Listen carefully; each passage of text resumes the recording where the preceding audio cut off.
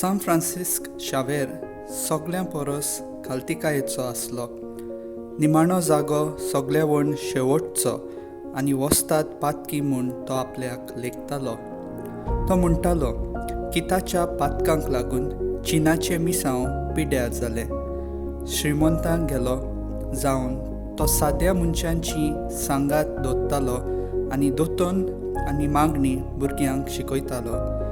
जपानाक आसतना लोक ताची चेश्टा कोत्तालीं तेन्ना तो कुशलकायेन मुरगोडटालो. बागून फ्रांसीस शावेर तरणे पिरायेर घुसपलो खरो, पूण भावार्थाचो उजवाड मेळटोच सासनीक जिविताचे वाटेर पावलो आनी तीच दिशा समाजाक दिवंक वावुरलो.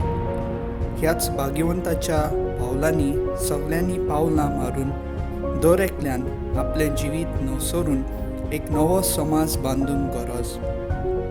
सान फ्रांसिस्क भाशेन आमी सदांच देवाचेर भावट दवरून आमच्या सगळ्या कामांनी, धोंड्यांनी आनी वावरांनी पयलेंच मागण्यांक वेळ सारूंक आमी प्रयत्न